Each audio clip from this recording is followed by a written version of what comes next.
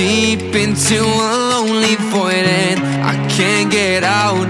Hope for something magical, cause no one else seems to even bother. Looks like